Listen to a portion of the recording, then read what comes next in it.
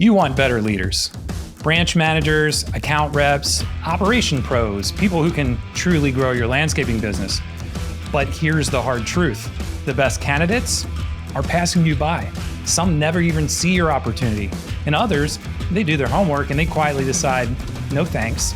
But the worst part, you may have no idea why. Today, I'm joined by a landscaping recruiting expert to uncover what's quietly costing landscaping companies their best mid and upper level candidates, and most importantly, how you can turn it around.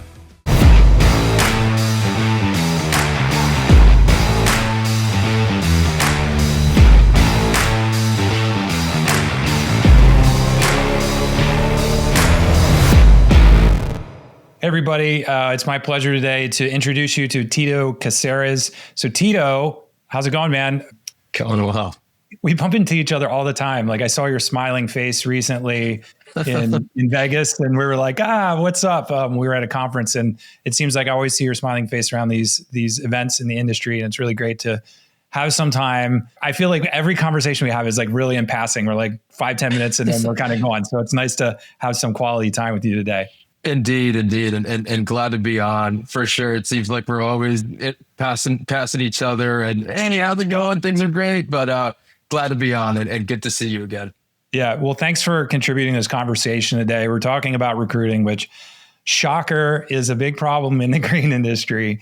But we're talking more specifically about the mid-level to higher level positions in companies, because a lot of the clients that we deal with at Landscape Leadership are kind of those $5 to $50 million companies, and they're really growing. And so those layers of management and support personnel are really important. And it's very competitive out there. And you and I have had a bunch of conversations about recruiting. So before we dig into some of these questions that I had for you, why don't you give our audience a little bit of background, tell them who Tito is, what Bloom Talent Solutions is, and give us a little snapshot of your path here in the green industry. Yeah, sure thing. So first and foremost, I grew up in the landscape industry, and my family owned a small business, and so I was exposed to the industry. I think early on, I thought I'd never want to be in the industry, and for some reason or the other, this industry always finds a way to get back to us, and we stay in it. So and then eventually, I was fortunate enough to work for a top 10 landscape contractor on the commercial maintenance side of things. Held a couple different roles there, and eventually was recruited by another agency, recruitment agency, more or less, and started learning, understanding a lot about the recruiting side of things, more on the executive search, a little bit more tactical as opposed to the typical internal recruitment that's mainly known, if you will. And so that eventually led me to right after the pandemic, I found an opportunity to kind of go after my dream. I've had an entrepreneurial spirit, and then I found it as an opportune time to go after it and started Bloom Talent Solutions about 4 years ago, actually to the week. And, we were celebrating our 4th year and we're working with companies nationwide. I'd say we probably have worked in around a little over 30 states now. In terms of types of positions, we've covered skilled labor. I'd say, like irrigation techs, those are pretty common roles, up to even some of the executive level positions, or a lot of them actually. And so pretty, in terms of pretty broad range of roles that we've helped support in this industry. And obviously keeping in mind that this is a very fragmented industry, right? Low barrier of entry and different ways of, a lot of these operators and how they structure their businesses. And so quite challenging. I've been passionate about it. It's one of the things that I've always loved to do. And especially working on the contractor side, it always felt like if there was one topic that came up every single staff meeting, production meeting, every single day, more or less, we need people. we need to fill our trucks, or we need to fill our, any number of roles, if you will. And that's more or less has led me to where I am today. And, I think we want to continue to support the industry as best as we can for one of the biggest pains, if you will. It's probably not a week or two go by where me or one of our account management team has a conversation with one of the company owners or executives in the company where they're talking about some some high, mid to higher level position they're trying to hire for: landscape designers, business developers, account managers, branch managers. Some of these owners are now at the phase where they're like, I really would like to kind of step out and, go fishing or golfing or take some extended leave, but I don't have a good general manager, or I want to create this other branch over here. Now I'm spending all this time on the road driving, an hour and a half, 2 hours between these branches and trying to mentor the leadership. And I really want to get out of this. So I really appreciate you digging into this today. What are you seeing like right now? What are you seeing in the landscape industry when it comes to, attracting that mid to upper level type of candidate? Yeah, it's a pretty loaded question, right? And I'm going to preface the answer to that question by saying it's a different year, Chad. I would say probably one of the more challenging years in terms of the job market holistically, and that this industry in particular. Unfortunately, has not been absolved of some of those hurdles as well that a lot of these other industries and verticals are seeing. So I wanted to just preface it by saying that it's been tough.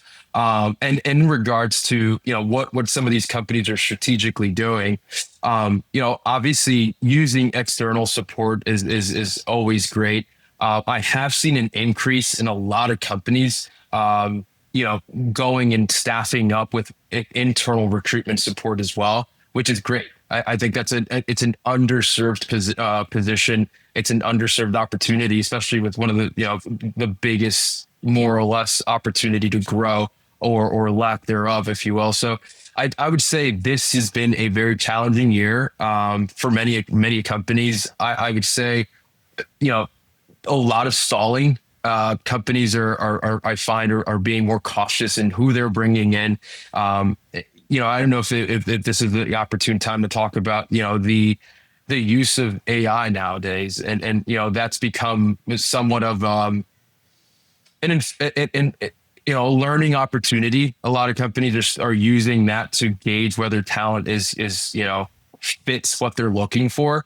But it has created a little bit of an impersonal touch. It's made it so that hiring has become a lot slower this year than I've probably seen over the last, at least, aside from the 2020 and the pandemic, we're talking about a decade since I've seen it this slow in terms of hiring. So when you say slow with hiring, I mean, are you talking about the whole process is being slowed down?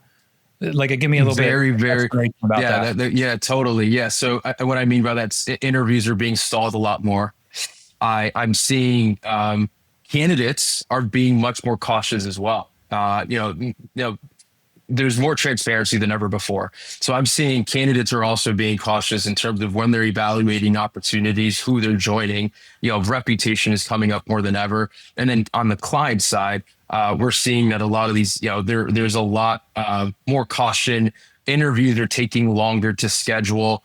There's a lot more hesitancy of is this the right person, and giving them an opportunity, as opposed to, I think there was a time when work was more, readily available. Let's bring somebody in, give them an opportunity.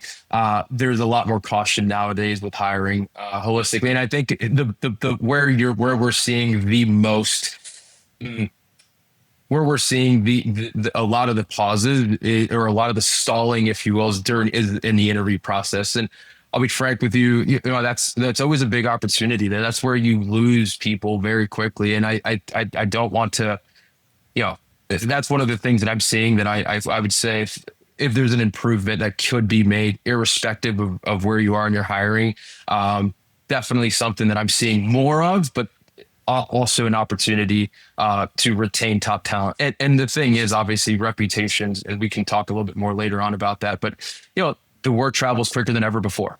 I mean, I've seen that more now than I ever have before. We're talking to candidates, and immediately as soon as names come up, it's like they're not talking about not even the company culture as much as more of, hey, I heard their interview process isn't where I would like it to be, or I'm very, very cautious to talk to them because I don't know if I'll get a call back or if I'm going to get interviews set up as streamlined as maybe others would, if you will.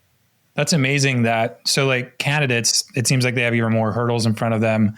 They have this more information. They're able to vet these companies and do research on these companies that they couldn't do before. And then the contractors, you're saying not all of them, but a lot of them aren't responding quick enough. They're losing opportunities to get great leaders on their company just because they're not doing it quick enough. Have any of the places changed where these mid to upper level people are searching for opportunities? Has that changed and evolved at all over the last couple of years? Like, I know like in the past, it was like job boards and, referrals and those types of relationships. But do you see, like, is there a shift in how they're finding these opportunities compared to the way they used to? Yeah, it's been, I would say it's been refreshing to see the use of one of the big social platforms, right? And I don't know if I'm able to share, but, LinkedIn is a very Sure. popular platform, and it's being much more utilized nowadays. And I'm seeing this from employers themselves going direct to market to go after people, to just market their opportunities, and candidates are much more engaged on that platform than ever before. So I would say that's been great, because it only increases the professionalism. And it also, one of the things that I would say a shift in a positive way, and I always talk about the professionalism specifically for this industry. We always hope, right, especially for the frontline workers, and hoping to develop new talent, also attract talent from other industries. It's always one of those things. It's like, if our industry, you think about some of these legacy operators that just started as a crew leader, and then they moved up the ranks, and they don't, sometimes they didn't think about, hey, let me update my resume, or hey, let me get involved socially on a platform like LinkedIn to really show what I've done, and how I've helped support either an organization or any particular market in general. So there has been a massive increase that we've seen in the use of this platform, which is, I'll be honest, it's created an increase in professionalism for the industry that both hiring managers and candidates can benefit from. So like this discovery of candidates and also the discovery of opportunities at different companies is taking place now in a digital space a lot more than in the past. Instead of them just going to websites, trying to figure out what it is, seeing a posting on a job board, now this social media aspect of it's just becoming like, it's just increasing and growing. It used to just be, the thing like, here's my job update and I'm looking for work and that sort of thing. But now people are using that kind of as a long-term portfolio of what they can do. And I'm seeing that. So I would corroborate that. I've also seen where, some candidates have like a YouTube channel, or even a YouTube, more like a YouTube videos, if you will, where they're, highlighting their skill sets. So there's a lot more social media being used to leverage their people's skill sets. And that is much more valuable sometimes than, the CV or resume, if you will. Which is obviously, again, it's in our world, in this industry, there's so much that goes into what we're seeing, right? I mean, it's all work outdoors, and oftentimes we can't really determine quality unless we see it, and which is the beauty of this industry to begin with. But it's nice to see other social media platforms are being leveraged as well outside of LinkedIn. So that's like a radical shift. Like, imagine, like we used to get these, we're looking at hiring somebody and it's the resume, it's the standard resume. I just imagine like, here's links to some YouTube videos of projects that I've helped direct, or some properties that I managed as an account manager. Like, that's amazing. Like, imagine having that layer as a company, that layer to kind of peer past the portfolio, the resume, and actually look into the actual things you've done. That would be crazy. I mean, I don't think a lot of people would probably start doing this type of content, but that's encouraging to hear that it's actually starting to happen, because it's such a hard thing to hire people. You're looking at a piece of paper, you're having conversations, and you're trying to determine, really, does my gut feel good about this one? And that just shows so much more substantiation for what they're claiming. So that's pretty cool. So we talked a little bit about like how recruits are positioning themselves and how they're evaluating opportunities.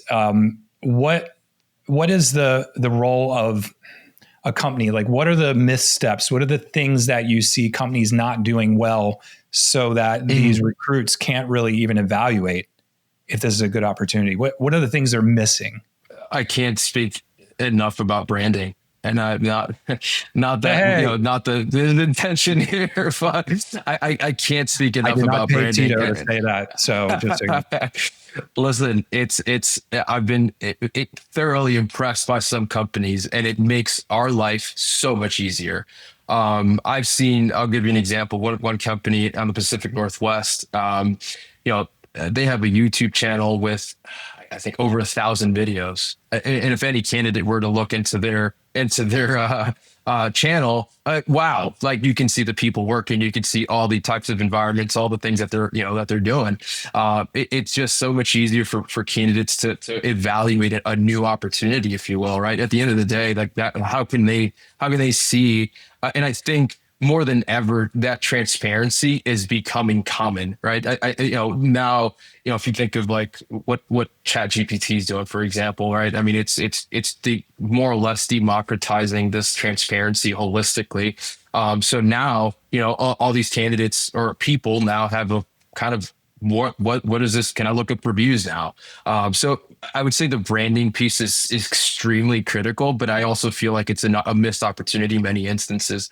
I'm seeing some contractors are doing very, very well and have been very fortunate to have, a great referral program where they're getting repeat business through their book of business. And then all of a sudden we get a call, hey, we're stock. We're not, our sales are kind of stuck, or, hey, we can't attract top talent. And it's just like, well, you haven't updated your website in 20 years. Right. And so, those things, candidates, I would say the marketplace is really looking at those things. And I feel like I don't want to say it's an easy opportunity, but it's certainly an opportunity where these, employers that's number one. Number two, I would say, hiring process. I can't tell you how many times something as simple as an organizational chart. Many of these companies don't even have those established, where their gaps are, future, what is it? What are their projections, hiring projections? We talk to many. It's just like, right now I'm in pain. I need this person, but I don't know, outside of that one position that we're going to fill, we really don't have an understanding of what that looks like in a year, 2 years, 3 years, plus. So, I would say, planning for your hires is critical. And I feel like that's also an opportunity that I find. And to tie to that, we'll sometimes see or talk to some hiring managers or contractors, and they don't know what they really need.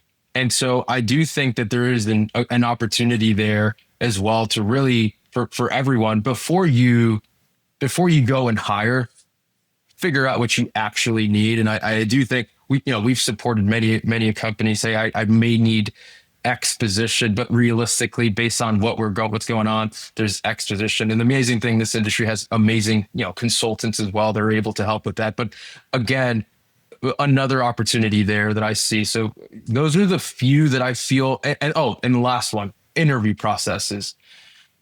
That with the hiring process, the most timely and clunky part of hiring is interviews.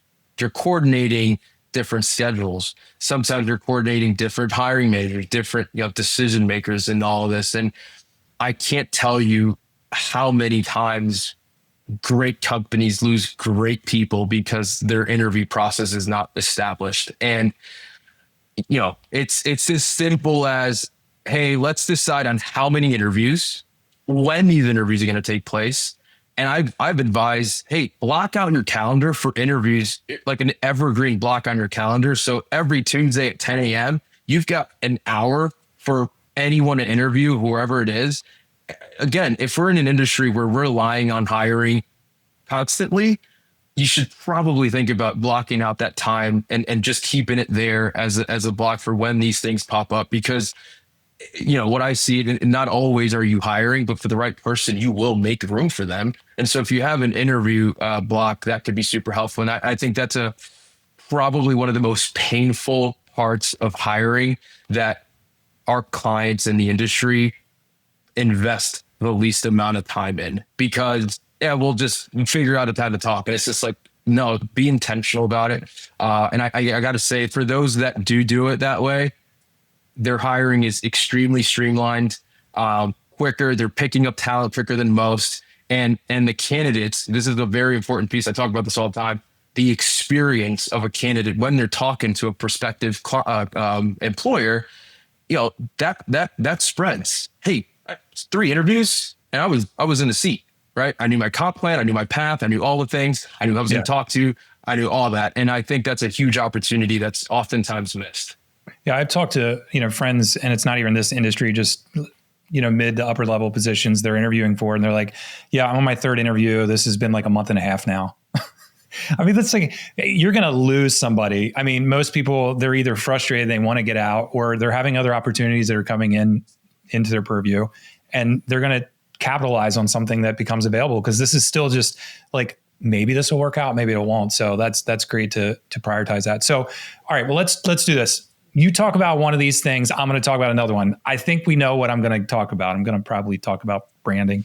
So we're going to talk a little bit about that and mixed up a little bit. So one of these things that you just mentioned for a company to fix, which one you just talked about, scheduling interviews or the interview process, which one of those is like the low hanging fruit for contractors? Which one should they start on first? Just have an interview process. So tell me what is a great interview process for a mid to upper level position? What's the time frames between, like when they contact to the time you're reaching back to them? What does the interview stages look like? Who should be involved? Like what is a really great ideal process? It depends. I'm going to go mid-level. You should probably not have any more than 3 interviews for mid-level position. Whatever that is, I would say from time to first interview to time to an offer accepted, typically would advise 2 weeks, right? And that is, first interview could be a phone call, a Zoom call. Typically, I would recommend that, right, to save each other some time. If there is an opportunity where you can bring that person, for an in-person interview and their schedule allows for that, fantastic, bring them in if you can. But oftentimes, just to save each other some time, I always kind of go into these types of situations always with the pretense of hiring managers have this thought of, I'm controlling this process because I'm bringing this person into my organization. In our world, we're looking at it mutually, right? If you're attracting top talent, typically they're going to be gainfully employed.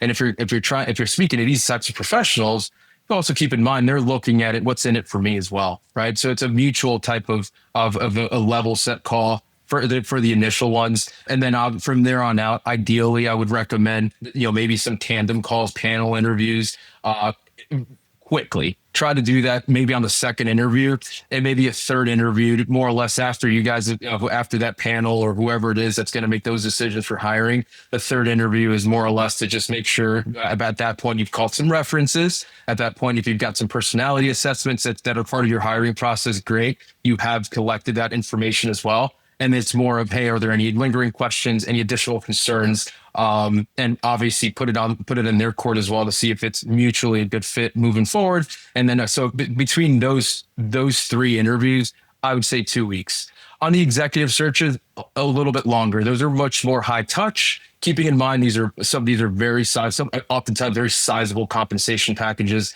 We in our world, we do several relocations at that level, right? And so it is sometimes coordinating, flights, accommodations, multiple panel interviews, multiple executives that are speaking to some of these candidates as well. If I were to give it a number, I would say no more than 6 interviews collectively, concisely. And typically we're seeing, from first interview, and keeping in mind, when we're any of these, whether it's mid-level or executive level searches, think about it. You probably want, I would say in our world, I always like to say, we like to kind of work with the Olympic medalists. You want to have a bronze, silver, and gold medalist. So you can kind of, gauge from there who's the top and who maybe one fits really or strong here, maybe not strong here. So it's good to kind of, for you to more or less benchmark the talent that you're talking to. All that to say that for an executive search, so if you can do it in 2 weeks, fantastic. If someone is not employed, that probably is possible. But for some of these executives who typically are, we're seeing it between 3 to 4 weeks from time that first call to for them to be in the seat or accepting an offer. All right. So this is all well and good, like if you actually have candidates coming in, but I know a lot of companies that are listening or watching this right now, they don't have enough candidates and it's really hard for them to source those candidates. So I want to talk a little bit first about just some of these core fundamentals that you should be doing as an employer brand and some of the things that I believe are important, and you can corroborate that or give me some additional tips.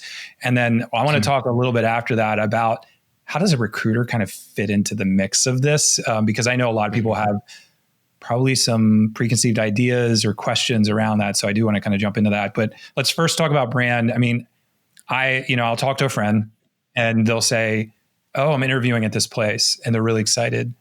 And one of the reasons I always see them being really excited is not just because they have me in an interview and it's paying really well. The reason they're excited is because they're excited about the company.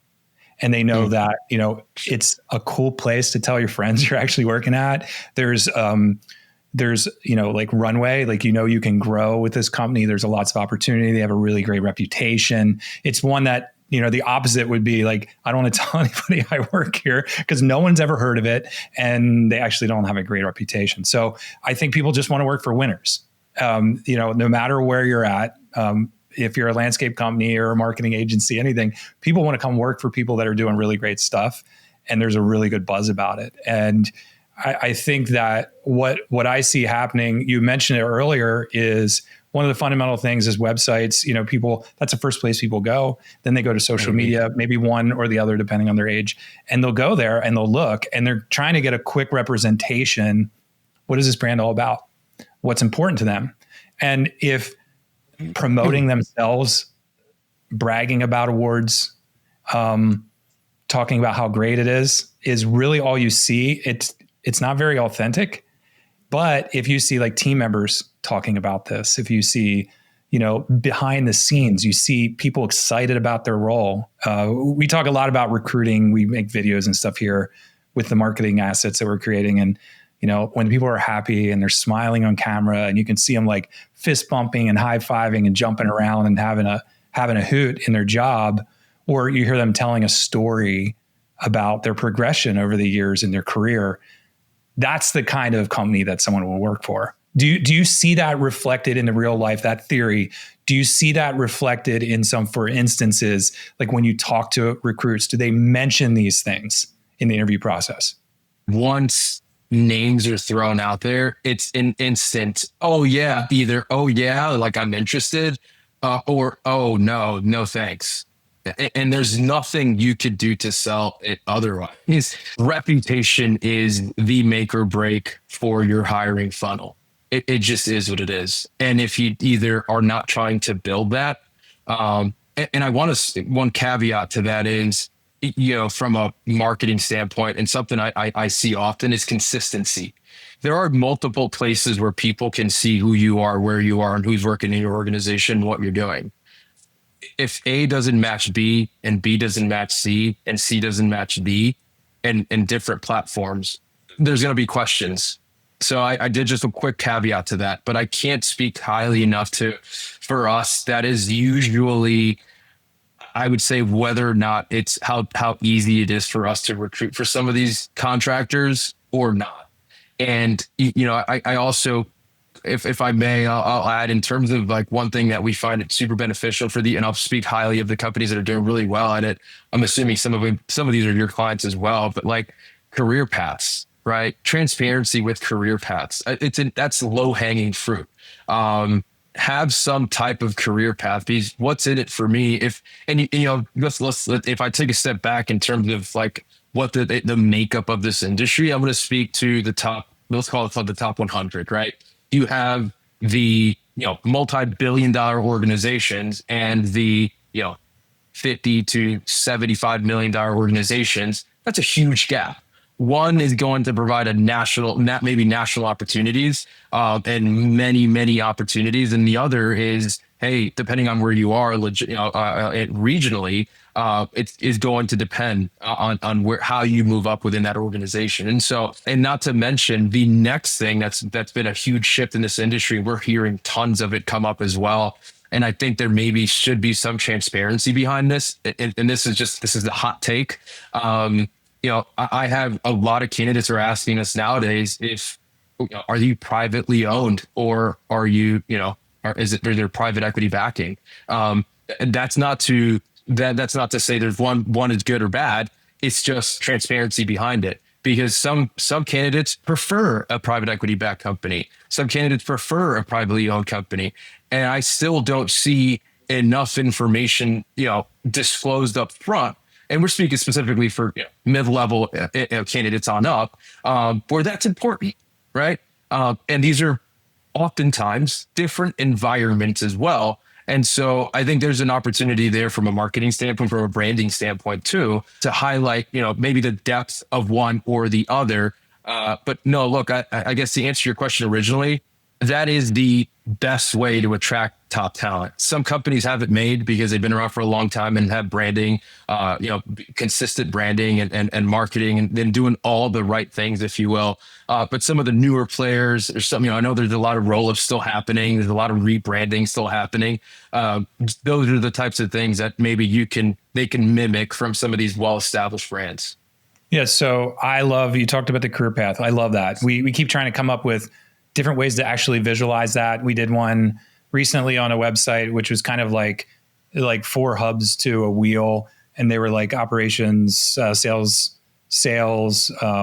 support, and executive leadership or management. And then if you click into each one of those hubs, you can see like anywhere from 5 to 10 different possible positions that people could have.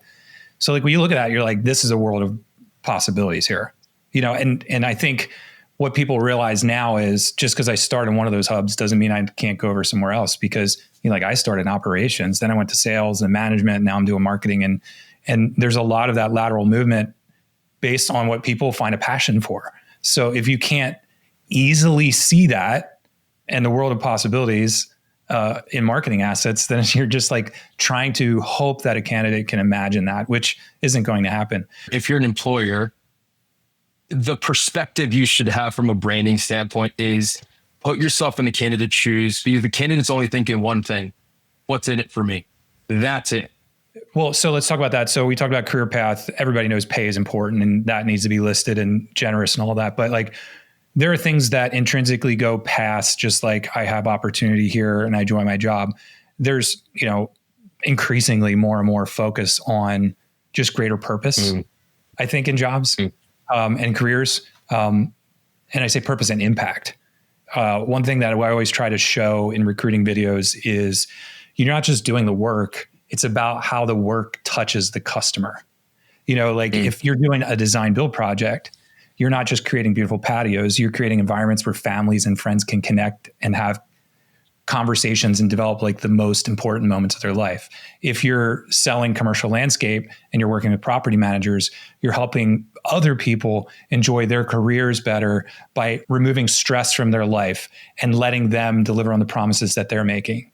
So if you can convey that in your branding, in your employer branding, and have not your claims, but have your team members sharing their insights and sharing that perspective, then it's not just like this is important to us.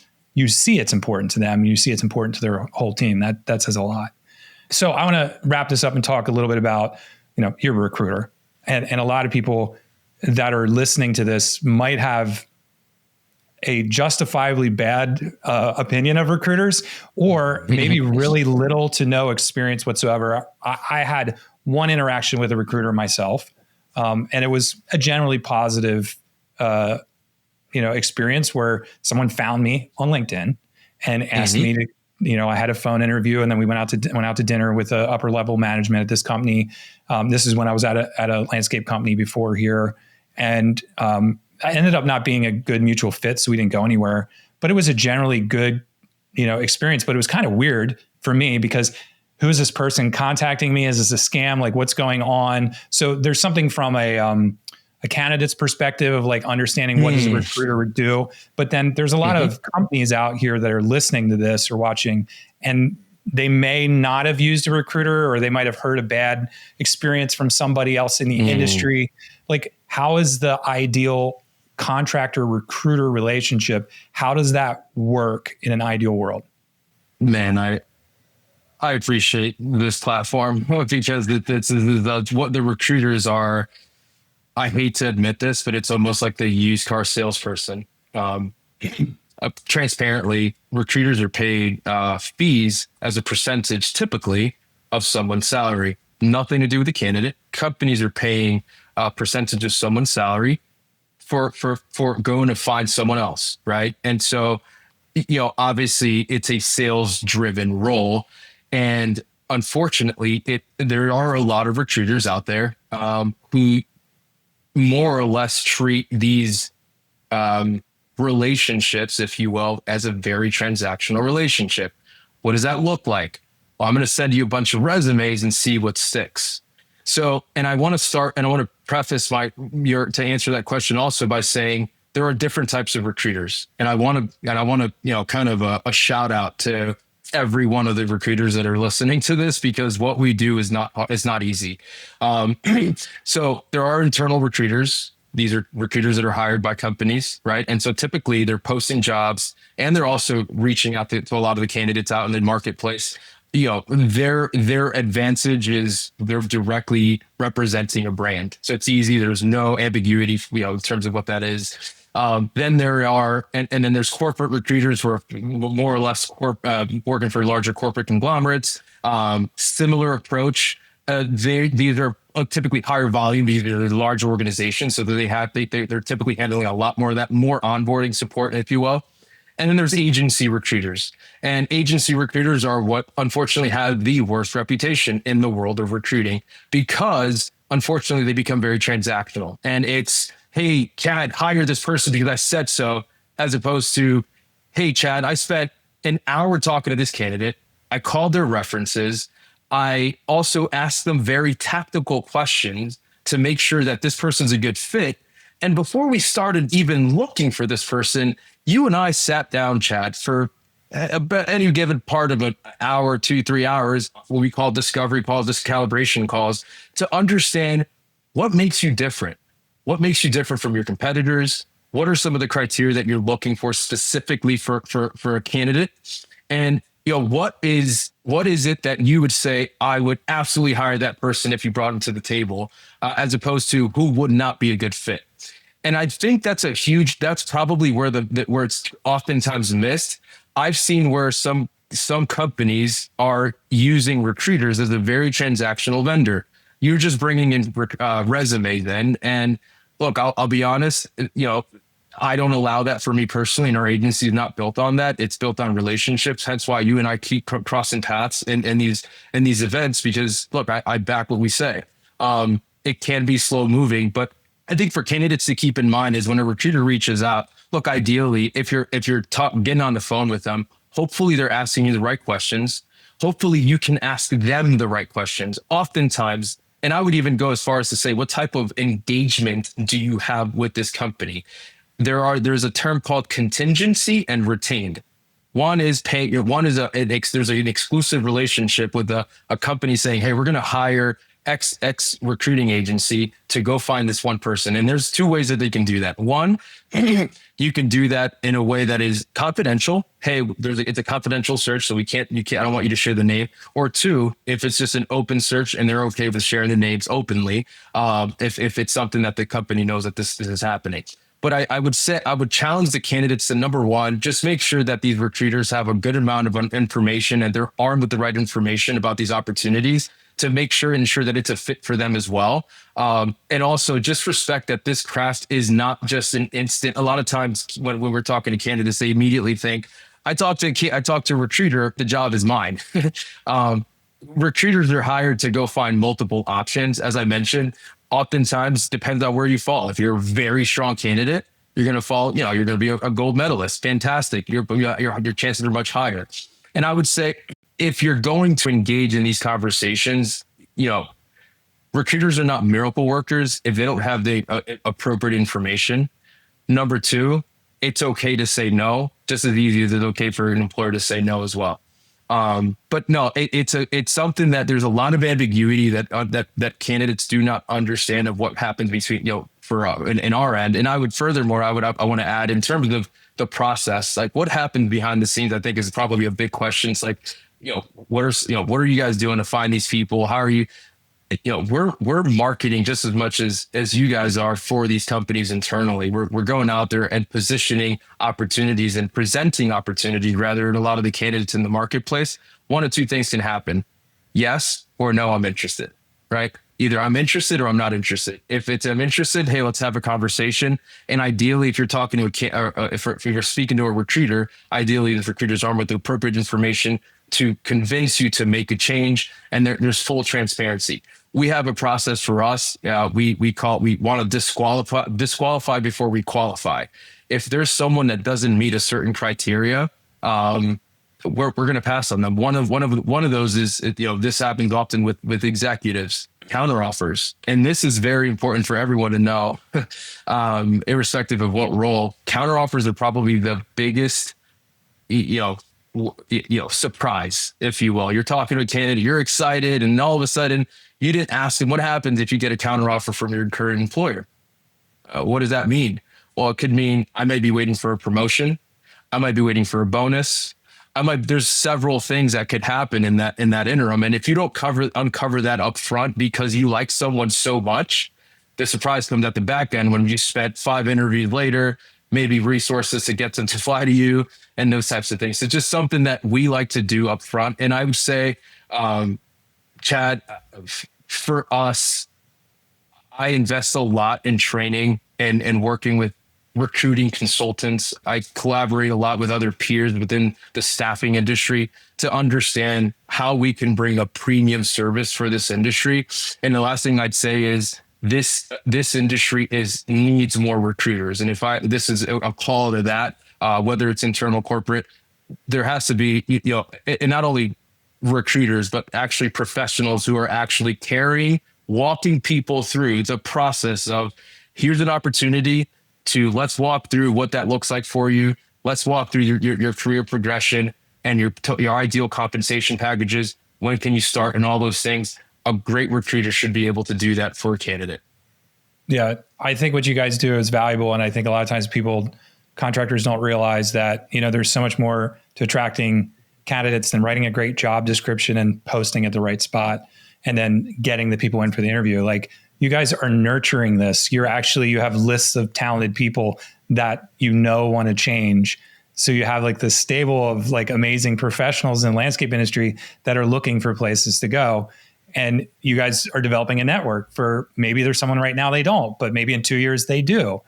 And you get what you pay for. Like, it depends. If you're a business owner and you don't have an internal recruiter, or you don't have people that are willing or able to do these types of things, you will pay for a service like this. But it could mean like saving yourself so much money and so much aggravation when you make a decision to hire somebody, and then you give them half a year of rope or more. You waste all that money, and then you're back to square one again.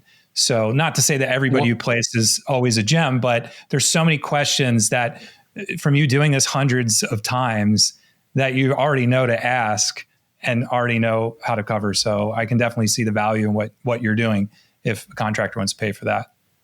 100%. And I can't say enough for cost of vacancy, cost of having the wrong players in the wrong seats, cost of having the wrong players in the organization. That's the value. If you bring in an A player, from outside of, a new A player that's that's proven. And this is very important to note. If you're a contractor working with a recruiter, ideally they're able to articulate performance. You're not hired. If you're a performance machine in a performance driven organization, you need proven results. And I think that's the opportunity there for working with someone that's an external recruiter. Ideally, they can prove that someone's got that. And you never know, right? Obviously, there's a lot more nuances to it, but more or less, there is a cost of having a vacant seat, but also the wrong person. And obviously, if you're thinking about top grading, this is a great way to do that if you can. All right. 2 quick questions. We'll wrap it up with this.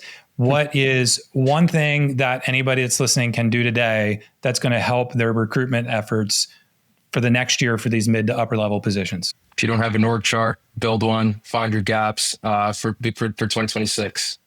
All right. And then what is one hill that you will die on? Always have an interview process established. Always. Yeah. Intervals, the steps, who's involved, all that stuff. All the things. Absolutely. Great tips. Well, Tito, thanks so much for joining us. If you want to find out more about Bloom Talent Solutions or connect with Tito and ask them a gazillion questions about what they do, who they've done it for, some success stories, I would encourage you to connect with them. You can go to getbloomtalent.com is their website. You can also look for Tito on LinkedIn. His last name is spelled Caceres. And if you're in the position where you're like, I think if we get some recruits, they're not going to be very excited about our brand. And you want to find out what our clients have been doing, not even necessarily work with us, but you want to copy and see what they're doing as far as like video and social content and websites.